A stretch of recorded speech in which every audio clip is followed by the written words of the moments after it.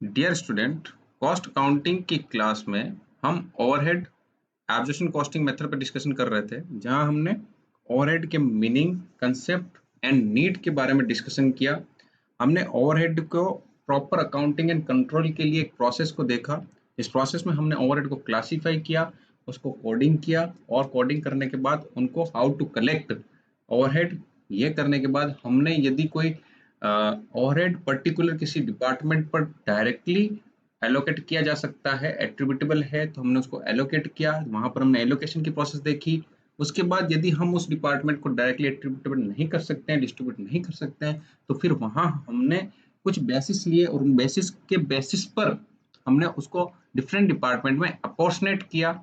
और चूंकि हम जानते हैं कि एक कंपनी के अंदर प्रोडक्शन डिपार्टमेंट के साथ सर्विस डिपार्टमेंट भी होते हैं, और सर्विस डिपार्टमेंट किसी प्रकार का कोई प्रोडक्ट प्रोड्यूस नहीं करते हैं, इसलिए वो उनके ऊपर डिस्ट्रीब्यूट किए गए ओवरहेड को वो रिकॉर्ड नहीं कर सकते हैं। तो हम क्या करते हैं कि सर्विस डिपार्टमेंट के एक्सपेंसेस को, ओवरहेड को वापस से रीअपोर्शनेट करते हैं प्रोडक्शन डिपार्टमेंट पर। और प्रोडक्शन डिपार्टमेंट चूंकि प्रोडक्ट किस प्रोडक्ट का प्रोड्यूस करता है, इस कारण से उस खर्चे को क्या कर सकता है, रिकॉर्ड कर सकता है। हम देन उसके बाद एक डिपार्टमेंट पर यदि कोई खर्चा हमने अपॉर्चुनेट कर दिया है, तो उसके बाद पर्टिकुलर वहां पर हो सकता है कि एक से अधिक प्रोडक्ट प्रोड्यूस किए जा रहे हो, एक से अधिक ऑर्डर लिए जा रहे हो, तो उन ऑर्डर पे और उन प्रोडक्ट वाइज हम क्या करते हैं, खर्चों को एब्जॉर्ब करते हैं। एब्जॉर्प्शन करने के हमने डिफरेंट मेथड देखे हैं, है ना। लास्ट लेक्चर में हमने मशीन आवर रेट पर डिटेल डिस्कशन किया, है ना। तो यहाँ तक की सारी प्रोसेस हमने फुलफिल कर ली है। और देन जब यदि हम पर्टिकुलर डिपार्टमेंट के पर्टिकुलर प्रोडक्ट के ऊपर यदि खर्चे को एब्जॉर्ब कर देते हैं, तो उसके बाद हम उस पर्टिकुलर प्रोडक्ट की कितनी यूनिट सेल कर रहे हैं, उसके बेसिस पे उसको खर्चे को चार्ज भी कर लेते हैं। तो ये पूरी प्रोसेस है ओवरहेड की प्रॉपर अकाउंटिंग करने की। देन उसके बाद क्या है, हम एक स्टेप आगे बढ़ रहे हैं, जहां हम डिस्कशन करेंगे कि अकाउंटिंग ऑफ अंडर एब्जॉर्प्शन और ओवर एब्जॉर्प्शन ऑफ ओवरहेड। इसका मतलब क्या है, उसको समझे पहले। कि कॉस्ट अकाउंटिंग के अंदर जो एक्सपेंसेस होने वाले हैं, उनका हम प्री डिटरमाइंड सेट से एस्टिमेशन करते हैं, है ना। हर एक एक्सपेंसेस का, कोई भी प्रोडक्शन प्रोसेस चालू करने से पहले हमारा पूरा एस्टिमेशन होता है। उस प्री डिटरमाइंड डेट से हम उस पूरे खर्चे को, पूरे चाहे वो ओवरहेड हो, उनको हम पहले से एस्टिमेट कर लेते हैं। देन उसके बाद एक्चुअल एक्सपेंसेस से उसका कम हो जाने के बाद एक्चुअल एक्सपेंसेस उसका कंपेयर करते हैं। तो इन दोनों में हो सकता है डिफरेंस हो, और डिफरेंस डिफरेंट रीजन से होता है। यदि इसमें कोई डिफरेंस है तो वो वेरिएंस कहलाता है ना। और ये डिफरेंस ओवर एब्जॉर्ब भी हो सकता है, अंडर एब्जॉर्ब भी हो सकता है। अब ओवर एब्जॉर्ब कब होगा, हमने प्री डिटरमाइंड रेट से जो ओवरहेड चार्ज किया है, वो अगर ज्यादा है एक्चुअल एक्सपेंसेस से, तो वो कहलाएगा ओवर। यदि हमने प्री डिटरमाइंड रेट से कोई खर्चा एब्जॉर्ब किया है, वो एक्चुअल एक्सपेंसेस से कम है, तो वो कहलाएगा अंडर एब्जॉर्प्शन। क्लियर है। तो जब भी इस सिचुएशन में हम अगर हैं, अंडर एब्जॉर्प्शन की सिचुएशन में है या ओवर एब्जॉर्प्शन की सिचुएशन में है, तो हमें ये जो डिफरेंस अमाउंट अगर आता है, तो हमें इसको अकाउंटिंग ट्रीटमेंट करना पड़ता है, उसका प्रॉपर अकाउंटिंग करनी पड़ती है कॉस्ट अकाउंट्स में। ठीक है। तो अब उसका सेटलमेंट कैसे किया जाए, तो सेटलमेंट करने के लिए हम क्या करते हैं, उस ये जो डिफरेंस आया उसके रीजंस का एनालिसिस करते हैं कि रीजन क्या था इनके डिफरेंस आने का। फिर उस अमाउंट का भी हम एनालिसिस करते हैं कि अमाउंट किस प्रकार का था, क्या अमाउंट नॉमिनल है या बहुत ज्यादा है। अगर नॉमिनल अकाउंट है तो हम सीधे उसको क्या करते हैं, कॉस्टिंग P&L अकाउंट में ट्रांसफर कर देते हैं। परंतु यदि अमाउंट ज्यादा है, तो फिर हम आगे डिस्कशन कर, हम उसके ऊपर एनालिसिस करते हैं कि ये डिफरेंस आया है वो किस कारण से आया है। यदि वो कारण इस प्रकार का है, एबनॉर्मल रीजन है, या हमने रॉन्ग एस्टिमेशन कर लिया वो है, तो अगर ये दोनों रीजन है, तब भी हम क्या करेंगे, कॉस्टिंग P&L अकाउंट में उसको ट्रांसफर कर देंगे। इसके अलावा ओवरहेड कॉस्ट में इंक्रीजमेंट हो गया, है ना, इस प्रकार के कोई रीजन है, तो उस कंडीशन में हम उसके लिए सप्लीमेंट्री रेट कैलकुलेट करते हैं, और उसे हम चार्ज कर सकते हैं कॉस्ट ऑफ सेल अकाउंट पे, फिनिश गुड्स अकाउंट पे और WIP अकाउंट पे।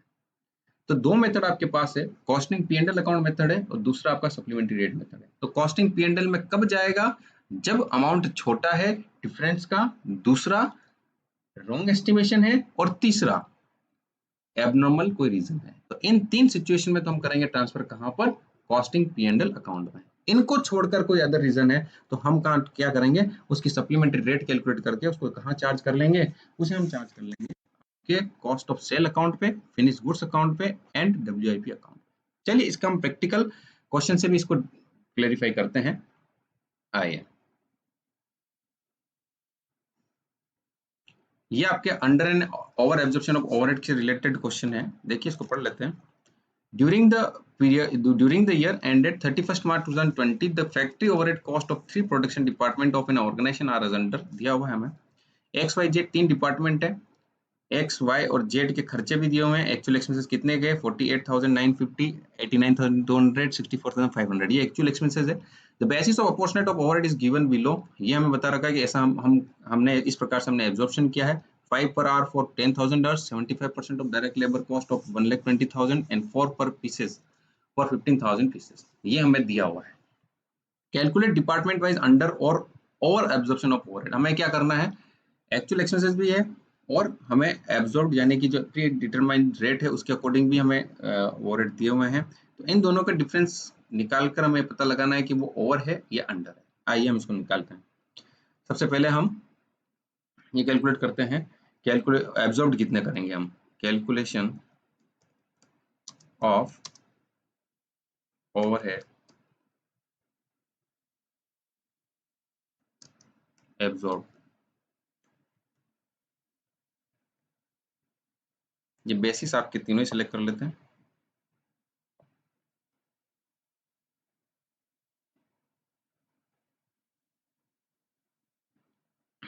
इसका अमाउंट आ जाएगा 5 per hour for 10,000 hours, तो 5 मल्टीप्लाई बाय 10,000,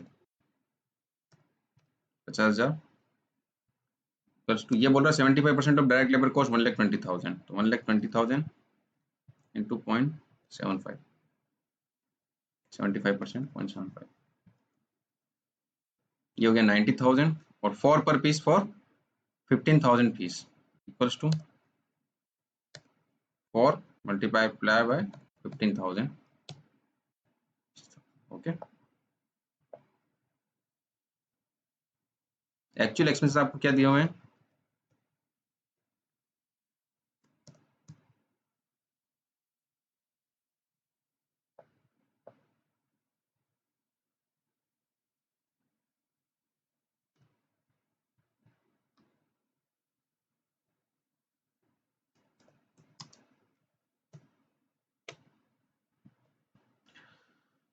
$48,950, 89,200 and 64,500।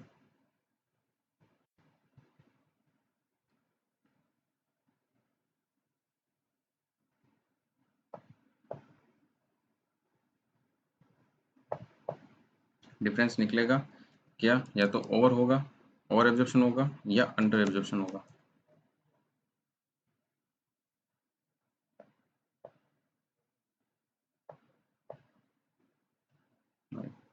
अब यहाँ देख लीजिए एस्टिमेटेड कितने हैं 50,000, एक्चुअल एक्सपेंसेस कितने हुए 48,950, यानी हमने एस्टिमेशन ज्यादा किया है ना, एक्चुअल एक्सपेंसेस कम हुआ, तो हमारा क्या एस्टिमेशन ज्यादा था, इसके कारण से क्या कहलाएगा, ओवर एब्जॉर्प्शन, 1,050 रुपए का। नेक्स्ट देखिए, हमने एस्टिमेट किया 90,000 का और वास्तव में हुआ कितना 89,200, तो यहाँ पर भी हमने एस्टिमेशन ज्यादा कर लिया, इस कारण से यहाँ पे भी क्या होगा, डिफरेंस आपका इसमें काउंट होगा, ओवर एब्जॉर्प्शन में काउंट होगा।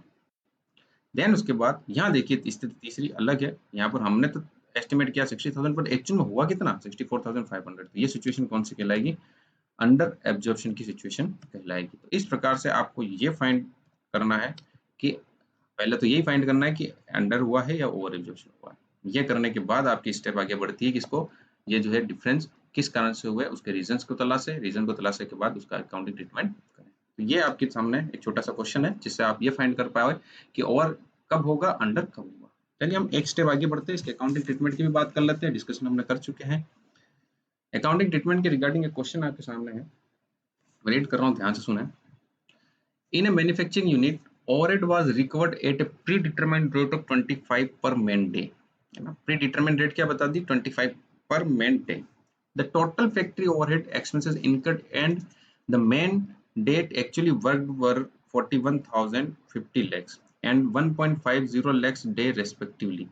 ठीक है, पूरा क्लियर कट बता रखा है कि 25 रुपए हम प्री डिटरमिन रेट है पर मेन डे के हिसाब से, और मेन डे एक्चुअल में हुए कितने, 1,50,000 हुए, और हमने वास्तव में खर्चे कितने कर लिए, 41,50,000 खर्चे कर लिया। ठीक है, out of 40,000 unit produce during the year 30,000 were sold, जिसमें से 40,000 यूनिट प्रोड्यूस की गई, 30,000 यूनिट हमने बेच दी। ऑन एनालाइजिंग द रीजन, हमने रीजंस का एनालिसिस किया, it was found that 60% of unabsorbed overhead, तो हमें पता चला कि 60% of unabsorbed overhead were due to defective planning, यानी रॉन्ग एस्टिमेशन। 60% का तो कारण क्या था कि हमने रॉन्ग एस्टिमेशन कर लिया, प्लानिंग गड़बड़ कर दी, and the rest were attributable to increase in overhead cost. बाकी दूसरा क्या था कि 40% का रीजन ये था कि भाई ओवरहेड कॉस्ट ही बढ़ गई थी। How would under absorbed overhead be treated in cost account, कैसे ट्रीटमेंट करेंगे, दोनों दो मेथड्स है हमारे पास। एक आपका मेथड कौन सा है, कॉस्टिंग P&L अकाउंट में ट्रांसफर करो, और दूसरा तरीका क्या है, सप्लीमेंट्री रेट कैलकुलेट करो। तो कैसे, कब हम कौन सा अप्लाई करेंगे वो आपको देखना है। सबसे पहले हम निकाल लेते हैं कि हमारा कितना अंडर एब्सॉर्ब हुआ है। तो एक्चुअल ओवरहेड कितना है आपका, एक्चुअल ओवरहेड हुआ है हमारा 41,50,000,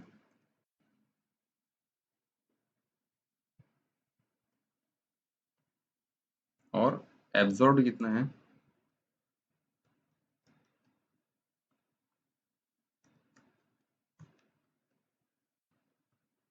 वो बता रखा है कि भाई 25 पर डे, ले लो 25 पर डे कितना, 1,50,000 का।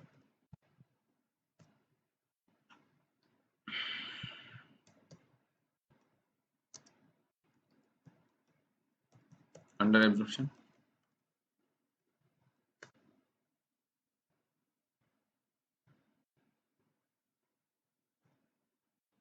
4 लाख। एक तो ये आपका हो गया, सबसे पहले यही फाइंड करना है कि हमारा हुआ कितना, अंडर एब्जॉर्प्शन है या ओवर एब्जॉर्प्शन है, और कितना अमाउंट का है। उसके बाद ही हम अकाउंटिंग ट्रीटमेंट करेंगे। अब अकाउंटिंग ट्रीटमेंट का सीधा केस क्या बता रखा है कि भाई 4 लाख है, 4 लाख का 60% कितना हुआ, 2,40,000, वो तो किस में जाएगा, रॉन्ग एस्टिमेशन के थ्रू, इसके कारण से कॉस्टिंग P&L अकाउंट में चला जाएगा। बाकी का रिमेनिंग 40,000 हम क्या करेंगे, सप्लीमेंट्री रेट कैलकुलेट करके कॉस्ट ऑफ सेल और क्लोज, इसका जो स्टॉक पड़ा हुआ है यानी कि 10,000 यूनिट पड़ी हुई है तो उसके ऊपर चार्ज कर लेंगे। आइए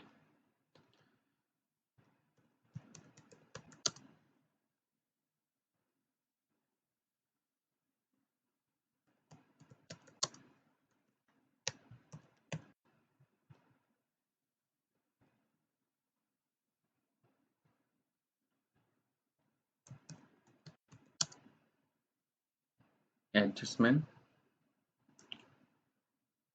on costing P and L, कितना 40%, 60%, अमाउंट कितना है आपका, लगा लीजिए आप फॉर्मूला, 40 लाख का 60%, 2,40,000 तो आप कॉस्टिंग P&L अकाउंट में सीधा ट्रांसफर कर देंगे, और बाकी का जो रिमेनिंग अमाउंट है वो क्या करेंगे हम, सप्लीमेंट्री रेट्स कैलकुलेट करके कहाँ शिफ्ट कर देंगे उनको। दो ही जगह है आपके पास, कॉस्ट ऑफ सेल और दूसरा आपका है adjustment to the closing stock count. तो एडजस्टमेंट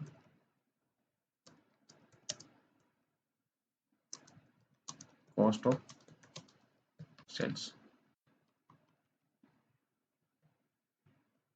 कितना है, तो भाई 4 लाख में से 2,40,000 क्या, कितना बचा, 1,60,000 बचा है ना।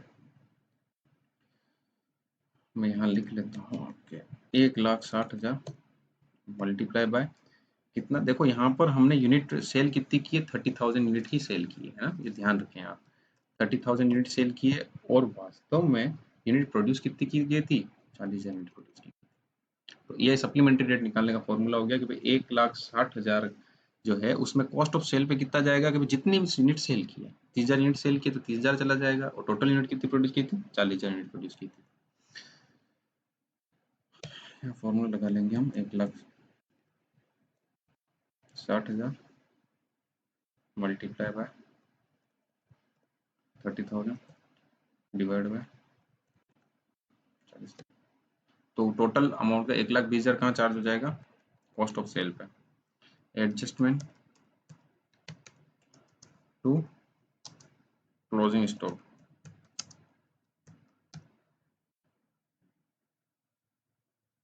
यहाँ कितना है, अब 2,40,000 में से 1,20,000 यहाँ चला गया तो रिमेनिंग अमाउंट यहीं पे चार्ज होगा। फिर भी हम कैलकुलेट कर लेते हैं इसमें, 1,60,000 मल्टीप्लाई बाय, यहाँ पर यूनिट कितनी बची क्लोजिंग स्टॉक में, 10,000 यूनिट पड़ी है ना, divide by 40,000, 1,60,000 multiply by 10,000 close divide by 40,000, 40,000। ये टोटल देख लीजिए, वो आपकी आनी चाहिए 4 लाख।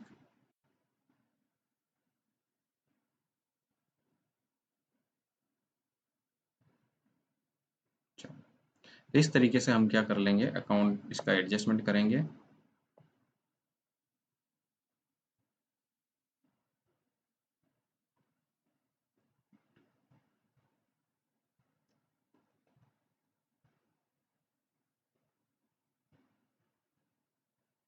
अमाउंट का बात क्लियर है कि हमें क्या करना है, इसके रीजन को चेक करना है। रीजन क्या है, रीजन क्या आपका